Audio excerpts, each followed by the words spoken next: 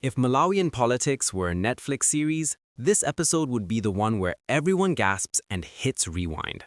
Picture it. One side refuses to back down, another side celebrates abroad, and somewhere in between, the future of Malawi balances on a knife's edge.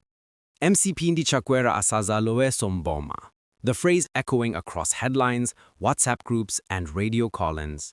Roughly translated, MCP and Chakwera should never return to power. But beneath that statement lies a storm, a mix of frustration, betrayal, and raw political theater. Meanwhile, thousands of miles away in Dubai, DPP loyalists are reportedly gathering, not for shopping or tourism, but for something far more strategic: rebuilding, fundraising, and rebranding the party's image under the bright Gulf lights. And so, here we are, caught between two fires. On one side, a ruling party accused of overstaying its welcome. On the other, an opposition flexing muscles beyond borders. So today, we dig deep, beyond rumors and reactions, into 5 explosive facts shaping this new political reality. Brace yourself, because each one reveals how far Malawi's politics has evolved, or maybe how much it hasn't. Let's start with the first tremor shaking the system: the rise of public anger. When you hear a Malawi alindi mukuyo, it's not just about frustration, it's a nationwide pulse of disappointment. The streets might look calm, but online, the roar is deafening. Citizens are questioning everything from leadership accountability to economic survival. Fuel prices up, maize prices unstable, youth jobless, corruption cases dragging like bad soap operas. People are saying, "Zimenezi zatikwana," which means we've had enough. This wave of dissatisfaction has created fertile ground for anger to morph into activism. The hashtags Tamvelanindemanga and Chakwera must go trend faster than official press releases. And what's even more telling, the anger cuts across party lines. Even traditional MCP loyalists are whispering, "Kodi tukupita kuti," which means where are we heading? The anger is not only about leadership, it's about trust. Malawians feel they traded hope for heartbreak. And that's where the narrative flips. Opposition voices are seizing the momentum, framing this as the final judgment on Chakwera's administration. But beneath the noise, one question lingers. Is this public outrage organic, or is someone strategically amplifying it? Because when anger becomes organized, it stops being emotion. It becomes a weapon. And guess where that weapon is being sharpened?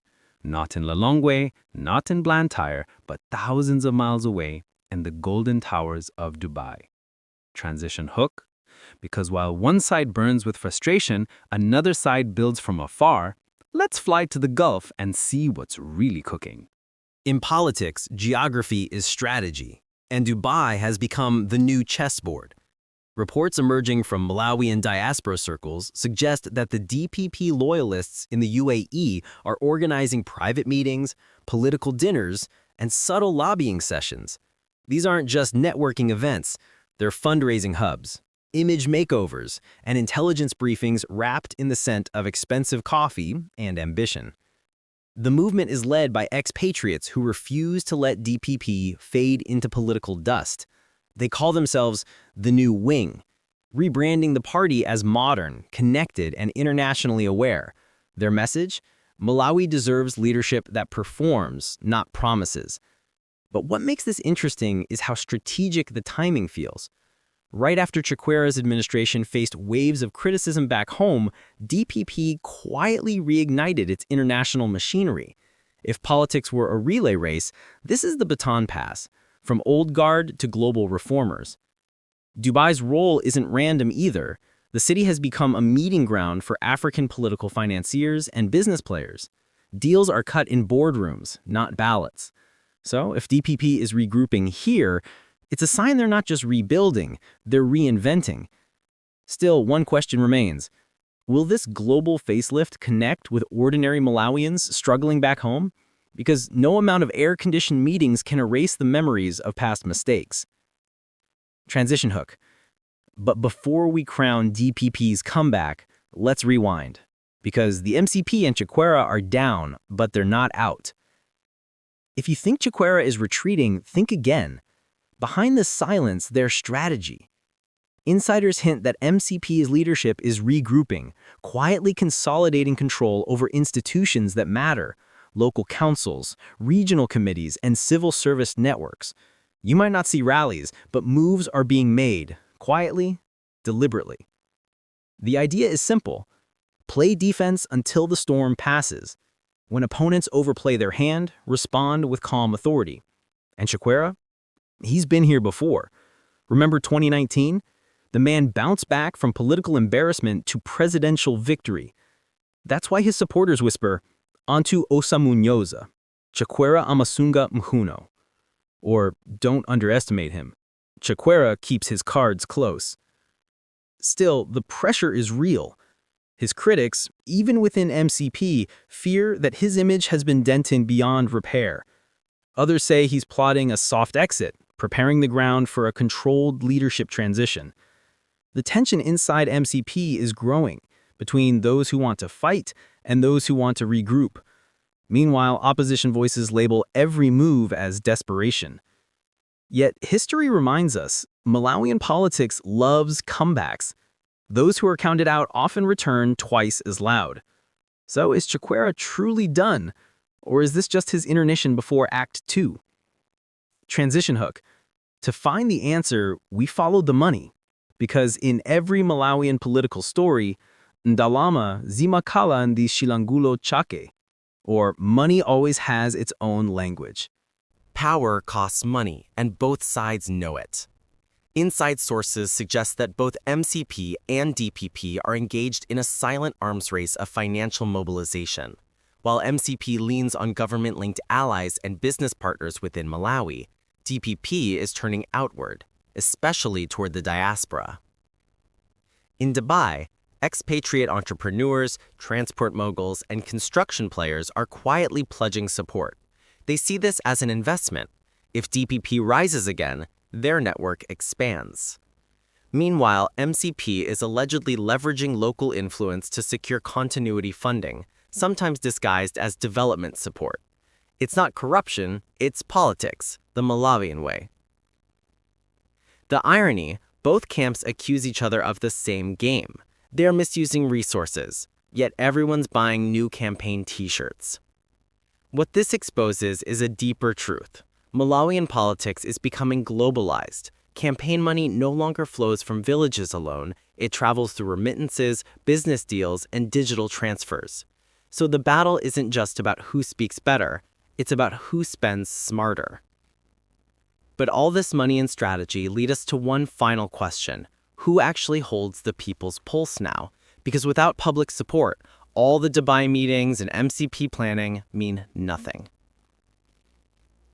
In Malawi, the real parliament is the street. Forget the official chambers. True political approval is measured in the marketplace, in minibuses, and at maize depots.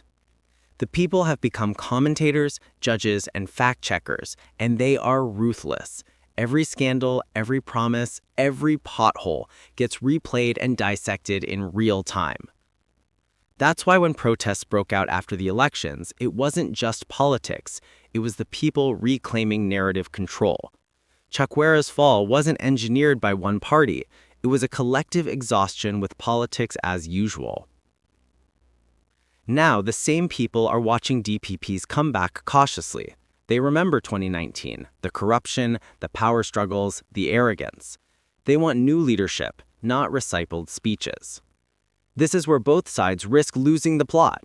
If they underestimate the new political consciousness rising among Malawians, especially the youth, they'll be swept aside by something unexpected. As one Blantyre vendor put it, "Awa onse tikuam vetsa, koma sitingabuzer impamvuya tumwa iyo omwea datinyenga kale." We understand all these guys, but we can't give our power back to those who betrayed us before. So where does this leave Malawi, and what's next for both sides? Let's close this story with the truth beneath the noise. So here we stand, at a crossroads shaped by memory, anger, and ambition. MCP struggles to defend its legacy, DPP rebrands from abroad. The diaspora becomes a political battleground. And the ordinary Malawian, tired, hopeful, skeptical, holds the ultimate key. Whether power changes hands or circles back, one thing is certain: Malawi's democracy is no longer predictable. It's raw, loud, and alive. In this saga of MCP and Chakwera asazaloweso mboma versus Aingulara DPP Kudabai, we're reminded that politics isn't a sport, it's survival. But amid the chaos, something powerful is happening. People are learning to question, to challenge, to demand. And that right there is the beginning of a new Malawi. So what do you think? Is this the dawn of DPP 2.0 or the silent rebirth of MCP? Drop your thoughts in the comments. I want to hear from every Malawian watching at home or abroad. If you believe in fearless storytelling, unfiltered truth, and news that doesn't sugarcoat power, hit that subscribe, like, and share. Because here at Global Pulse News, we don't just tell the news, we pulse with it. Until next time, stay woke, stay bold, and stay Malawian.